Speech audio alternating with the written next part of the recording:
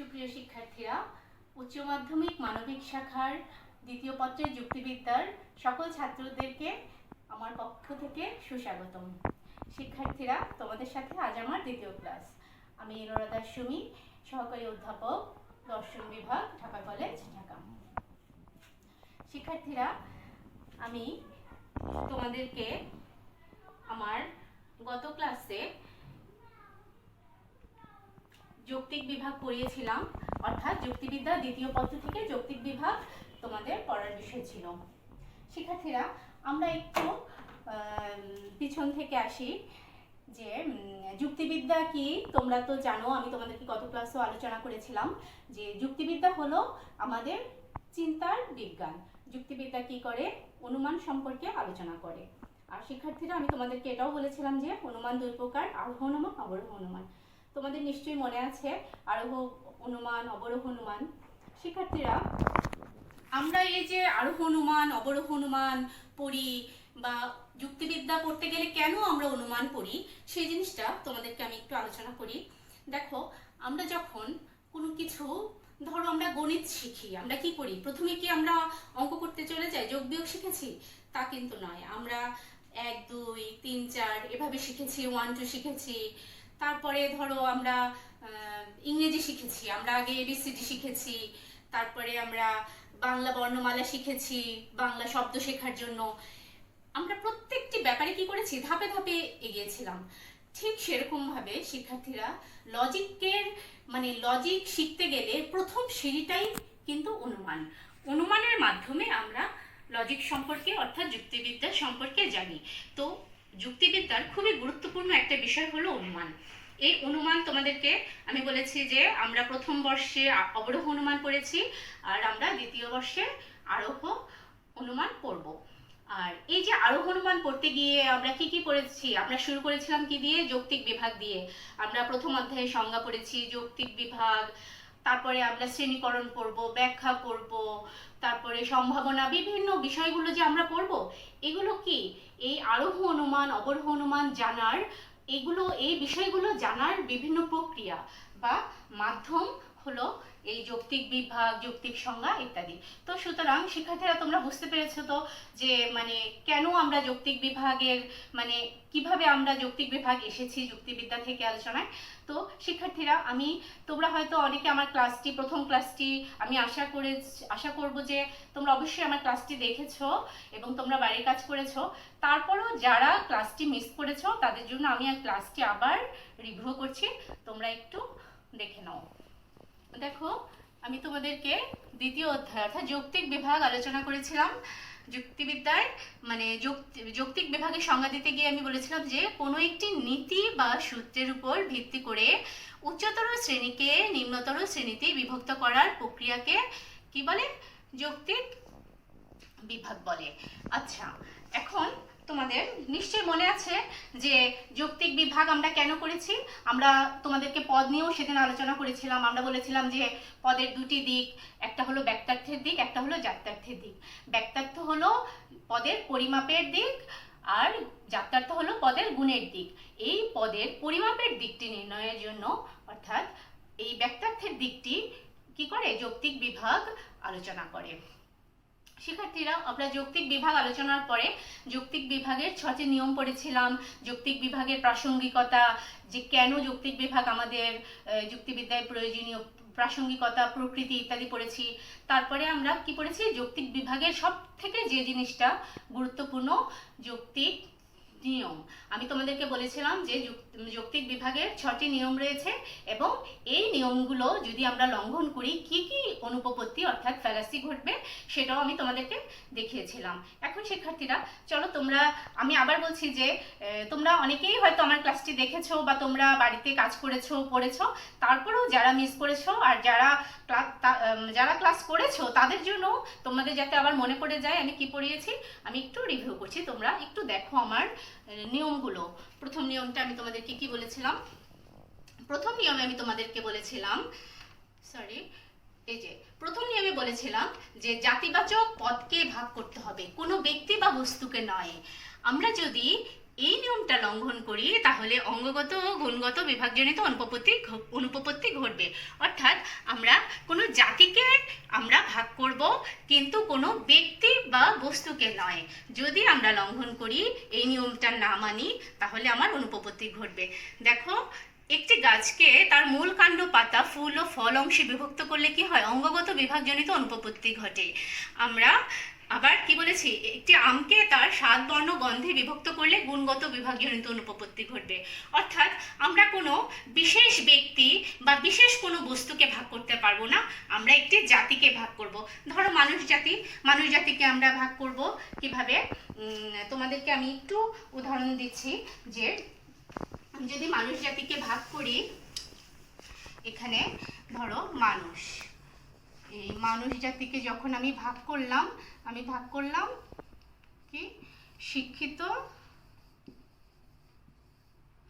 অশিক্ষিত, এভাবে আমি কি করলাম? একটি জাতিকে বিভক্ত করলাম না, বা কোনো মানুষ যেমন সুমন বা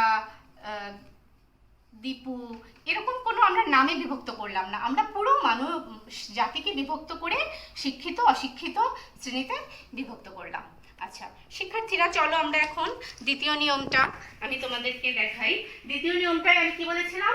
যে বিভাগে সবসময় একটি মাত্র মূলসূত্র বা মূলনীতি গ্রহণ করতে হবে।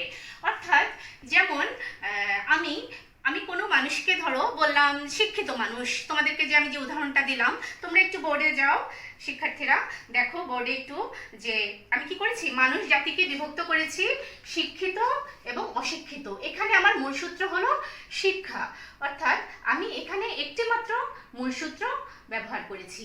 যদি আমি একটি মাত্র মূলসূত্র ব্যবহার না করে কয়েকটি মূলসূত্র বা মূলনীতি গ্রহণ করি, তাহলে দেখো শিক্ষার্থীরা, এখানে সংকর বিভাগজনিত অনুপপত্তি ঘটবে।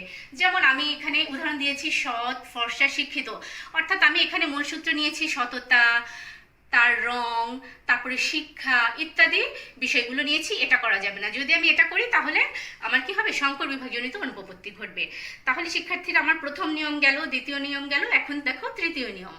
বিভাজ্য জাতিটির ব্যক্তার্থ সমব্যাপক হতে হবে। অর্থাৎ আমি বলতে চাচ্ছি যে তোমাদেরকে আমি বিভাজ্য জাতিটির ব্যক্তার্থ বিভক্ত উপজাতির সমব্যাপক হতে হবে, অর্থাৎ সমান হতে হবে, কম বেশি হওয়া যাবে না।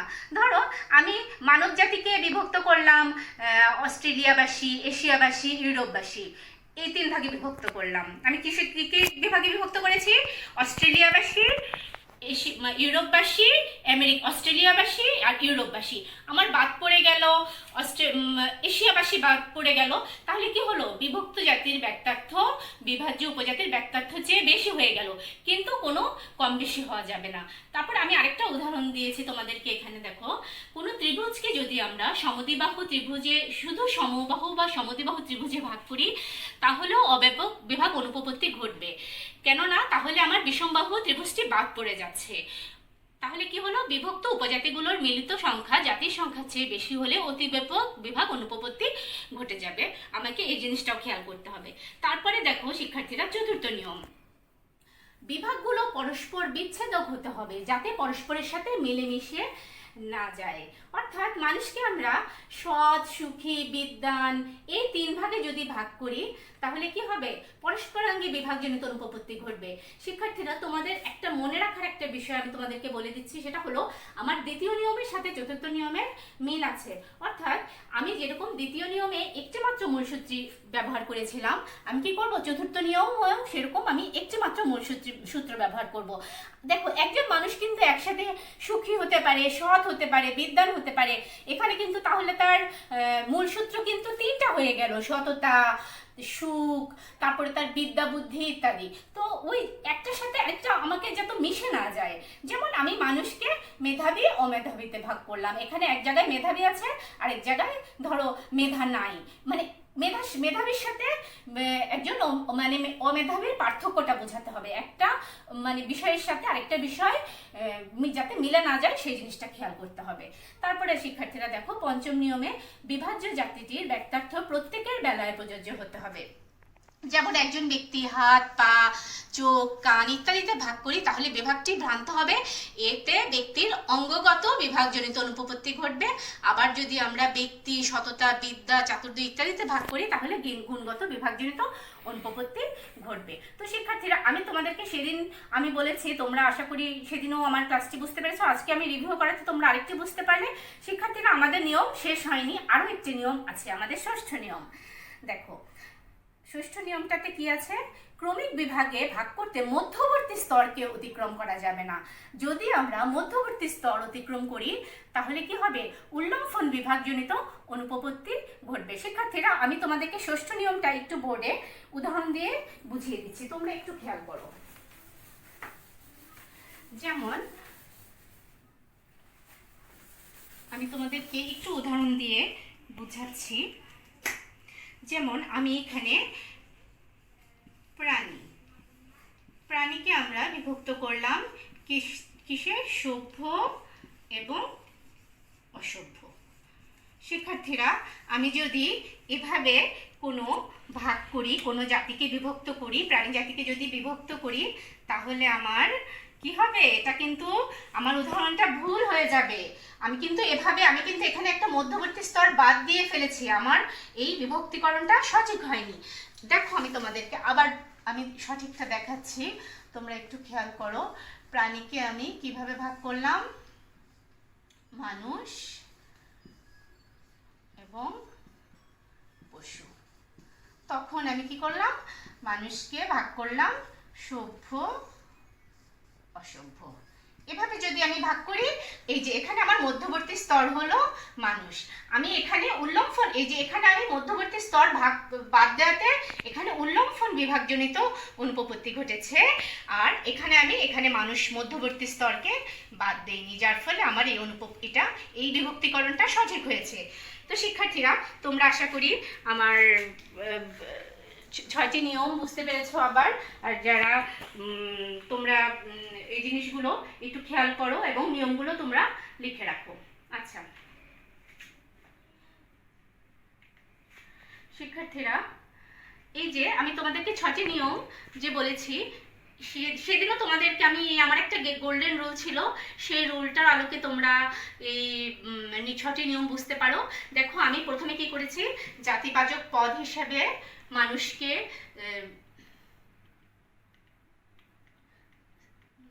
এই যে দেখো, আমরা জাতিবাচক পদ হিসাবে কি করেছি? মানুষ জাতিকে বিভক্ত করেছি। মানুষ জাতিকে পৃথিবীর মানুষ, মহাদেশের মানুষ, এশিয়া মহাদেশের মানুষ, উপমহাদেশের মানুষ, বাংলাদেশের মানুষ, বিভাগের মানুষ, এভাবে আমরা প্রত্যেকটা ধাপে ধাপে ভাগ করে কি করেছি? ব্যক্তি মানুষে চলে এসেছি। ব্যক্তি মানুষে আসার পরে কি হয়েছে? আমার একদম জাতিবাচক পদটি উচ্চতর শ্রেণী থেকে একদম একজন মানুষ পর্যন্ত জিনিসটি বোঝা যাচ্ছে, অর্থাৎ বিভক্ত শ্রেণীর সাথে বিভাজ্য উপজাতির মিল আছে। তারপরে দেখো, তোমাদেরকে আমি দ্বিতীয় নিয়মটা বলেছিলাম একসূত্র নীতি।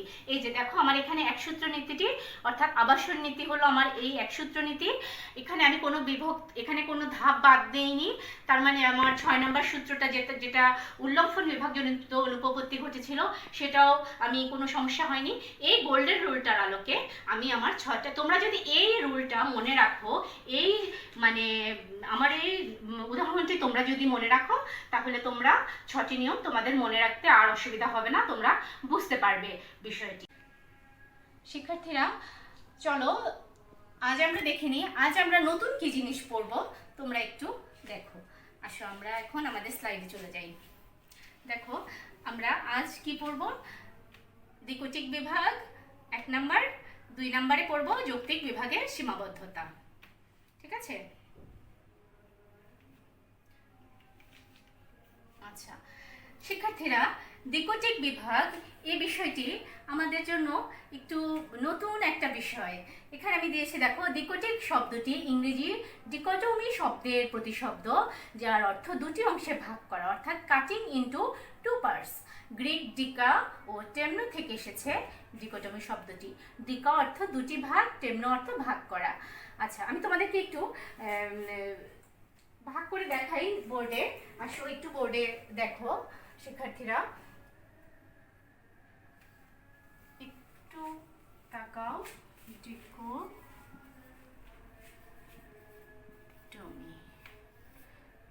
ডিকোটমিকে আমরা যদি ভাগ করি আমরা কি পাই?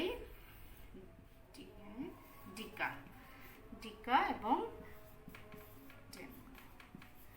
শিক্ষার্থীরা ডিকা মানে হলো দুই ভাগে বিভক্ত। ডিকা মানে দুই ভাগে বিভক্ত, আর টেমনো মানে হলো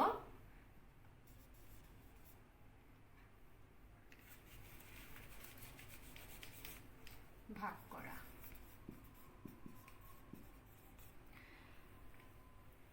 শিক্ষার্থীরা দ্বিকোটিক বিভাগকে আমরা দুটি নিয়মের মাধ্যমে ব্যাখ্যা করতে পারি। দেখো তোমরা, আমরা দুটি নিয়মের মাধ্যমে ভাগ করেছি।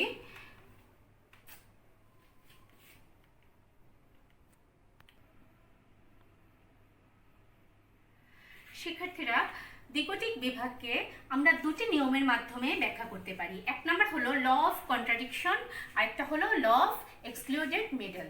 অর্থাৎ যৌক্তিক চিন্তার বিরোধ নিয়ম একটা, আরেকটা হলো নির্মধ্যম নিয়ম।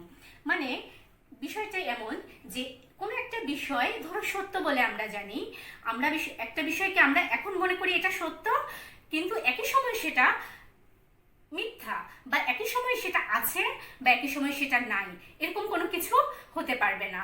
অর্থাৎ বিষয়টি তোমাদেরকে আমি উদাহরণ দিয়ে বা ব্যাখ্যার মাধ্যমে বলবো। তোমাদেরকে আরেকটা জিনিস আমি বলে নিই, শিক্ষার্থীরা একটু স্লাইডের দিকে খেয়াল করো, যে দ্বিকোটিক বিভাগের প্রবক্তা হলেন বিখ্যাত ব্রিটিশ দার্শনিক জেরেমি বেন্থাম। তিনি উপযোগবাদের জনক ধরা হয় তাকে। তো শিক্ষার্থীরা সেটা অন্য ব্যাপার, তবে আমরা দেখলাম যে দ্বিকোটিক বিভাগের প্রবক্তা হলেন জেরেমি বেন্থাম। এখন শিক্ষার্থীরা তোমরা দেখো, দ্বিকোটিক বিভাগের সংজ্ঞা আমি তোমাদেরকে এখানে দিয়েছি, স্লাইডে দিয়েছি। কিন্তু কেন আমরা দ্বিকোটিক বিভাগ করব? আমরা তোমাদেরকে আগেই বলেছি যে দ্বিকোটিক বিভাগ, যৌক্তিক বিভাগের কিছু নিয়ম আছে। যখন আমি কি করব, যৌক্তিক বিভাগ কি করব, ব্যক্তার্থকে বিশ্লেষণ করব। ব্যক্তার্থের যখন আমরা কোনো কিছুকে যখন আমরা ব্যক্তার্থের বিশ্লেষণ করতে পারবো না, যখন আমরা একটা বাধায় চলে আসবো, সীমাবদ্ধতা, যেটা আমি তোমাদেরকে পরে পড়াবো, যে আমরা যখন বাধাপ্রাপ্ত হব, ওই জিনিসটাকে আর আমরা বিশ্লেষণ করতে পারছি না, ব্যক্তার্থ আমাদের কাছে স্পষ্ট নয়, তখন আমরা কি করব, তখনই আমরা দ্বিকোটিক বিভাগ এই নিয়মটি যৌক্তিক বিভাগে প্রয়োগ করব, ব্যবহার করব। তো শিক্ষার্থীরা মানে যৌক্তিক বিভাগটা কি, কাকে বলে, তোমাদেরকে আমি একটু এখানে আলোচনা করি। তোমরা একটু স্লাইডে আবার চলে আসো। দেখো, যে বিভাগ প্রক্রিয়ায় কোনো একটি জাতিকে এমন দুটি বিরুদ্ধ উপজাতিতে ভাগ করা হয় যার একটি উপজাতিতে এমন একটি গুণ উপস্থিত যা অপর উপজাতিটির মধ্যে অনুপস্থিত, সেই বিভাগ প্রক্রিয়াকে দ্বিকোটিক বিভাগ বলে। অর্থাৎ একটি জাতিকে তার অন্তর্গত বিরুদ্ধ উপজাতিতে ভাগ করার প্রক্রিয়াকেও দ্বিকোটিক বিভাগ বলে। এই ধরনের কি হয়, এই ক্ষেত্রে বৃহত্তম জাতিকে মাত্র দুটি উপজাতিতে বিভক্ত করা হয়। খুব ইম্পর্টেন্ট বিষয়গুলো শিক্ষার্থীরা, তোমরা আমার এই দ্বিকোটিক বিভাগের এই বিষয়গুলো একটু তোমরা রাইট ডাউন করে রাখো। একটি বৃহত্তর জাতিকে আমরা দুটি উপজাতিতে বিভক্ত করি, একটি ইতিবাচক একটি নেতিবাচক, অর্থাৎ একটি পজিটিভ একটি নেগেটিভ, একটি সদর্থক একটি নঅর্থক, অর্থাৎ মাত্র দুটি মাত্র উপজাতিতে আমরা বিভক্ত করতে পারি। এখন শিক্ষার্থীরা তোমাদেরকে আমি উদাহরণের মাধ্যমে বিষয়টি ব্যাখ্যা করছি। তোমরা একটু, আমরা আবার বোর্ডে চলে আসি, তোমরা বোর্ডে আসো। দেখো দেখো ধরো মানুষকে আমরা বিভক্ত করলাম। বিভক্ত করতে যেয়ে কি লিখলাম, বাংলাদেশি, অবাংলাদেশি, অবাংলাদেশি। আমরা এখানে ধরো 100 জন মানুষের কথা চিন্তা করলাম, এখানে বাংলাদেশি 20 জন আর অবাংলাদেশি আছে 80 জন। শিক্ষার্থীরা আমি তোমাদেরকে সংজ্ঞায় কি বলেছি, দ্বিকোটিক বিভাগের সংজ্ঞায় কি বলেছিলাম যে একটি সদর্থক হবে একটি নঅর্থক হবে। এখানে 20 জন হলো বাংলাদেশি, 80 জন অবাংলাদেশি, বাংলাদেশি নয়, তার মানে কি এখানে সদর্থক, এখানে হলো নঅর্থক। আরেকটা জিনিস যে বিভক্ত জাতিটির ব্যক্তার্থ, এখানে যে আমার 100 জন মানুষ, দেখো আমার কিন্তু এখানেও 100 জন মানুষ আছে, বাংলাদেশি 20 জন অবাংলাদেশি 80 জন। ঠিক আছে, আমার সংজ্ঞার সাথে উদাহরণটি মিলে গেল।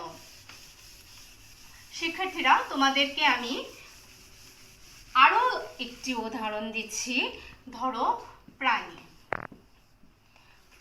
প্রাণীকে বিভক্ত করতে যে আমরা কি দেখলাম, মানুষ,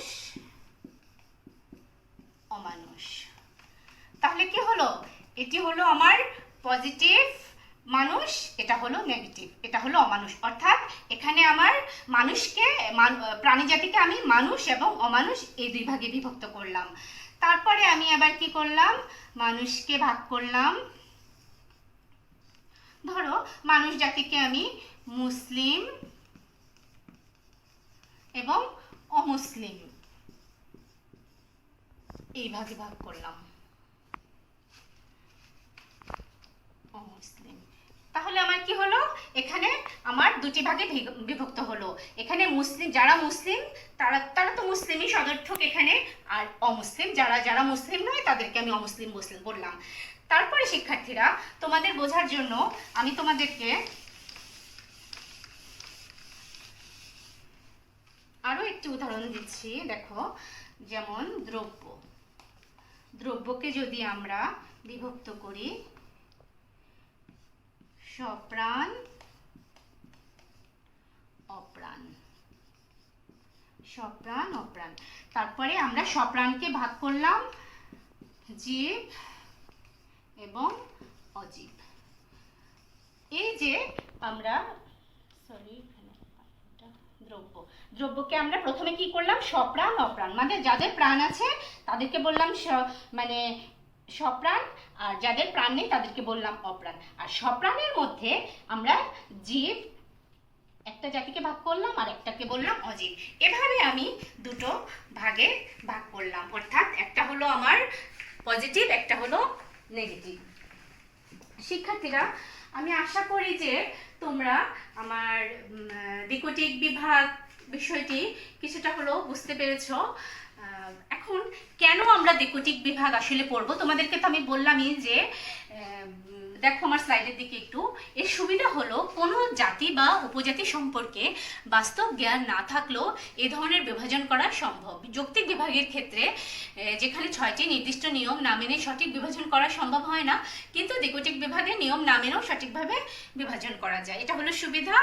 আর ডিসঅ্যাডভান্টেজটা দেখো, তবে এর সুবিধা হলো এই বিভাগের প্রতিটি ধাপে যে নর্থক পদ ব্যবহার করা হয় তা খুবই অনির্দিষ্ট, অস্পষ্ট।